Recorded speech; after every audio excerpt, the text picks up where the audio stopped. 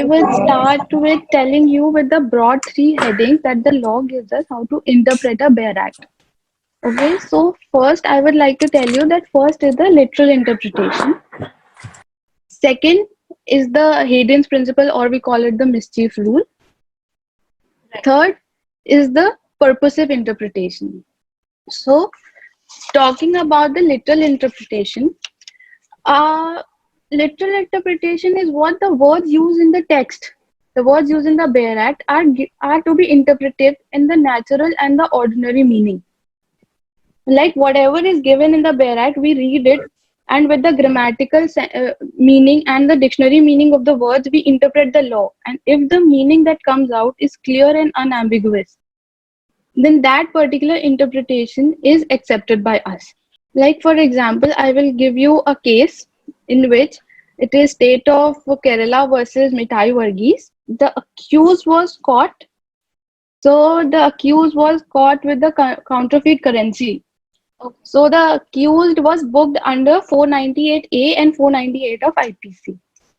Thereafter, the accused contended that the currency notes that are being the word used in the Bare Act involves the Indian currency note.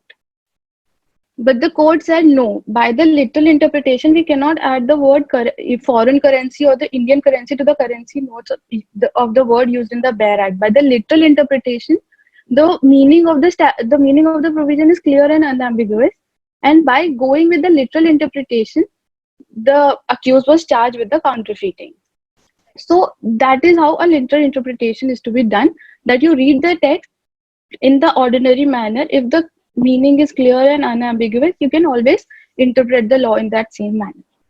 But talking about the mischief rule or the Hayden's principle, as we call it, if, for example, there is a provision and there can be two meanings that can be devised from it. So I would like to tell everybody that whenever there are two meanings coming out of one provision, then they should always see as to for what purpose and for what object the law was enacted by the legislature, as to what was the intent behind enacting that law. And thereafter, if there is a mischief, then that interpretation is to be accepted, which serves the intent of the legislature better. Like, I will give you an example for the same. In the case of Pyare Lal versus Ramchandra, the accused, he used to manufacture sweetened supari, and he was booked under the Food Adulteration Act because the sweetener in the supari was an artificial sweetener. So the accused contended that the word supari, the thing supari itself, is not a food under the definition of the food under the Food Adulteration Act. So there are two meanings that are coming from the word food. That is, one, whether it is covered, whether the word supari would be covered in the food or not. So to clear this ambiguity, the court applied the mischief rule. And they said anything which is swallowed by mouth orally is considered food under the act, and by clearing this mischief, the accused was booked under the act. So to summarize it more better, if the word which is used in the Bare Act or the provision is giving two meanings and two meanings are coming out of that provision, then always look as to what was the intent behind the law and what was the intent of the legislature as to why that was enacted. And by that you can always clear the ambiguity. Moving on to the third interpretation, that was the purposive interpretation.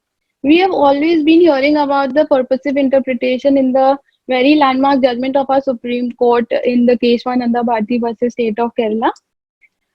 So I would like to tell you what is a purposive interpretation first. The preamble of every act gives us the purpose of that act. The rule of interpretation says that the preamble is not an operative part. It is just a summary as to what the whole law is all about. So by just reading the preamble, you can get the broad idea as to what purpose the law is enacted and what is the object of the law. So in the Keshwananda Bharti case, the Supreme Court, the issue before the Supreme Court was whether the fundamental rights are amendable or not. So the court read the preamble and they said that the preamble clearly states, if you guys have the Bare Act, I can tell you, to promote the fraternity, to promote fraternity among all. So the purpose of the law that you can see is to promote fraternity and the dignity and of the individual and unity and integrity of the nation. The purpose that you can see here is to promote fraternity. Fraternity meaning oneness. So the court said that the fundamental rights are a bare text. So if the fundamental rights by the way of amendment can serve the better purpose to promote fraternity, then they can always be amended. And if the basic structure is not disrupted or disturbed by that principle or that amendment or that interpretation, then we can always take, and fundamental rights are amendable. So by giving you these three headings, I would like to summarize it. Literal interpretation is what? You read the text, you get the meaning by the grammatical dictionary meaning, and the law is clear and unambiguous, and you apply that interpretation in the law. Second, if there is a provision and two meanings are coming out of it, a mischief meaning something which is not clear. There is a mischief in law that is the word or should be read as and, or the and should be read as or. So you just look on to the purpose of what the law was enacted for, and then you can clear the ambiguity. Third, coming to the purposive interpretation.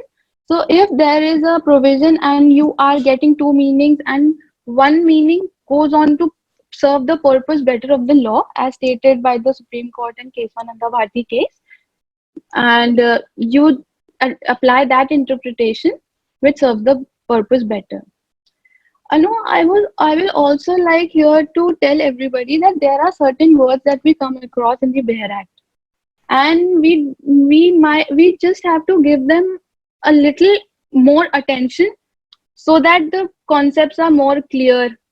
Like for example, we should always focus on the preamble, because the preamble is the key part. It is not operative, but it is the key part as to why the act is there with us, as to why the legislature enacted the law for us, for what purpose it was there. Secondly, the date of enforcement. The date of enforcement helps us, like you can see the date of enforcement here. I will show you, like in the Indian Contract Act, the date of enforcement is given in the extent and the commencement, if everybody can see. Right. In that, and that is first day of September. So that tells us that since when contract us applies on us. Since when can we actually enforce our rights under the Indian Contract Act? When are we governed by the Indian Contract Act?